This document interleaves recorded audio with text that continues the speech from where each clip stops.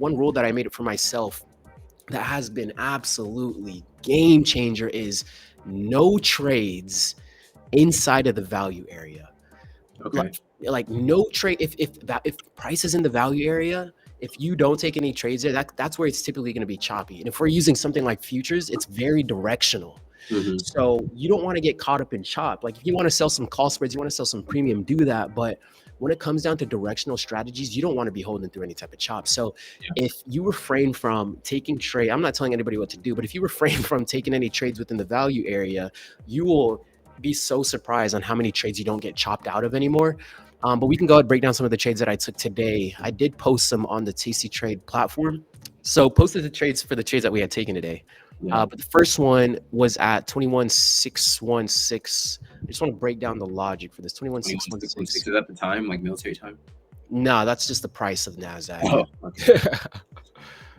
I'll um, see one of those. Huh? yeah, nah. 21,616. So this was the initial entry. We're just seeing a lot of bearish order flow. On top of that, we were due for a pullback. We were trading at all-time highs. So just use a little bit of market context. But what I was really looking for was to see price acceptance outside of this value area low. And exactly at our value area low, what do you see? Stacked imbalance. Not stacked, but we do have an imbalance. Just an So that imbalance. gave me the conviction to hold all the way to the next value area, which we ended up exiting for 21,549. So that's about right here. Ended up exiting that right over here. I was trying to hold and be patient for it to tap the value area, but we were like 2 points away and I couldn't take it anymore. So I just exited right here. I exited like 2 points early, which is fine, but also got to keep that in mind. Hold to your profit target. But anyways, that's why I was comfortable doing that.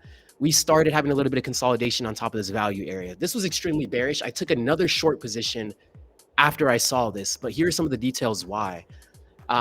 We could have potentially started seeing price acceptance into the next value area. And then again, take the market context in mind as well. We're trading at all-time highs. We've literally had straight higher highs and higher lows for the last feels like decade, right? So market context, we were kind of due for a pullback already. That's not a good enough reason to get short, but I'm just explaining more of market context and just where we're at. But anyways, took the short here, covered here.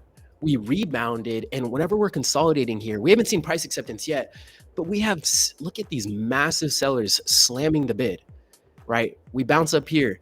This candle goes red to green or something crazy, and then we have more imbalances on the bid. Not only are we having imbalances on the bid, these are massive orders. These sellers are getting aggressive after this initial sell-off, and we can read that on the order flow. Extremely aggressive. Not only that, the imbalances are occurring on the wick. That's giving us even more insight for imbalances to be on the wick of the candle, not even the body of the candle. So that is why I went ahead and made the decision to get short again. And then we ended up getting short again at 21,500, which is because again, if we start seeing price acceptance in the value area, we could get a very range bound market. So a trade idea here was just price acceptance outside the value area low, knowing we could potentially target this next value area.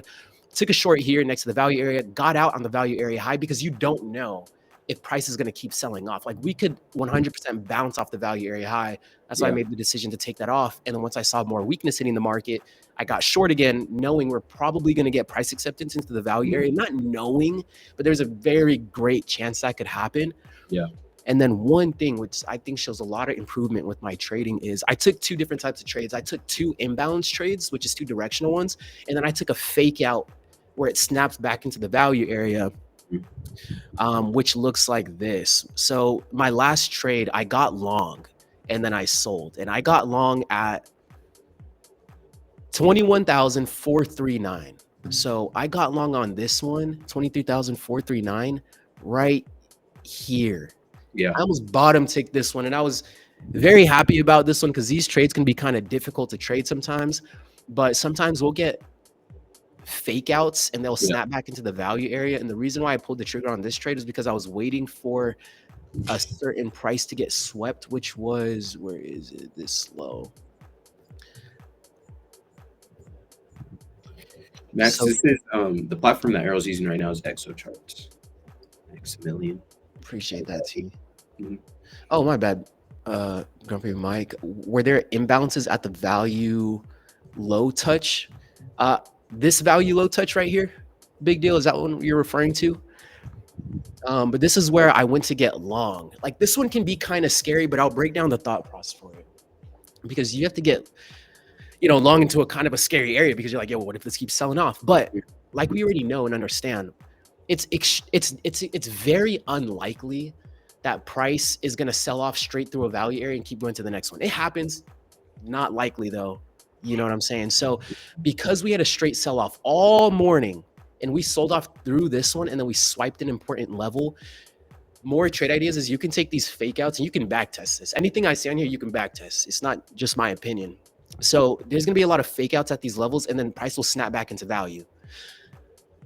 Vice versa on the other side. A lot of times we're going to get, price action up here and then we'll snap back into the value area. So because we had a straight sell off all morning, and then we took out an important level, which maybe a lot of stop losses are at or whatever it might be. But anyways, the reason why I was a little bit more comfortable getting long here is because price started to stall. Not only that, we sold off right through the value area low. And every single entry, whether it's trading back into balance or trading an imbalance directional move, every single entry is going to be around the value area high or around the value area low. Where was my first entry this morning? Around the value area low. Exit around the value area high. Yeah. Another entry around the value area high, covered into the value area.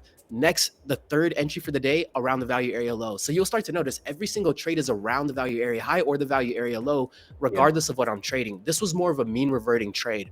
So whenever you take these fake out moves to the bottom side or top side, it's a mean reverting strategy. Whenever you're trading for the imbalance, that's a very directional strategy. It's not a mean reverting strategy. So I typically only trade these directionally, but today I pulled the trigger on the long for the fake out, but that's off of statistics because if we fundamentally break down what the value area is, that's where 70% of the trading activity or 70% of the trading volume occurs.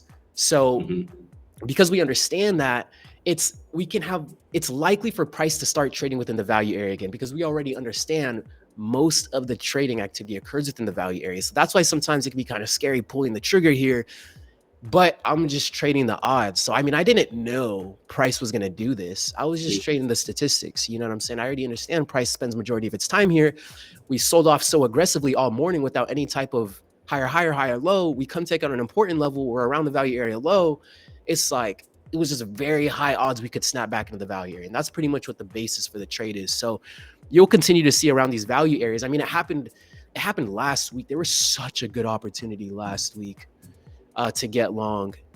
Oh, it was this one. This is a value area this week, but it was also a value area last week. Yeah. Here last week, we came and swiped an important low where around the value area low, and you could long that right back into the value area. You probably wouldn't have catch the entire move to all-time highs, maybe if you had that bias, but sometimes, like we said before, price will like to take off these wicks that are right outside the value area high or right outside the value area low and then snap back into value. Okay. So anyways, that was a trade idea for today, and it was just really good execution. So I was proud of that. How far was the down move this morning? 1%, 400 points. Let's see. 9 to 930. It was about, so let's say 624 to the low. It was about 200 points. Big deal on NASDAQ, at least about 200 points. And then also this morning around this level up here, because we're getting a lot of selling, I ended up selling a call spread as well. So I ended up doing that. Not my largest profit day, but probably top 3 in terms of execution that I've ever done. Today? Yeah, 100%. Top 3 in execution. Again, not close. Couldn't out you. But I guess you though. Not necessarily in profit, more so in execution. That's what we like to hear. Yeah, more so in execution. But anyways, sold the call spread because I'm still very bearish. I also sold the call spread because I understand that price isn't just going to sell straight off. So because of that, I wanted to take advantage of the sideways movement that we could see within the value areas. So directionally, take advantage of the directional moves at the futures. But if I have an overall bias on a short or long or whatever, then I end up selling the call spread as well. So hopefully we keep heading lower. Something really nice to see this week is price acceptance underneath this value area low. That should be a really great potential, short. When I say great opportunities to trade in the market, a great opportunity doesn't mean you made money on it. A great opportunity is just probabilities were heavily in your favor and risk reward was Mm. heavily in your favor. The outcome has nothing to do with how great an opportunity is. The outcome is irrelevant. All we want is great probabilities with great risk reward, and that's what creates a great trade, not the outcome of the trade.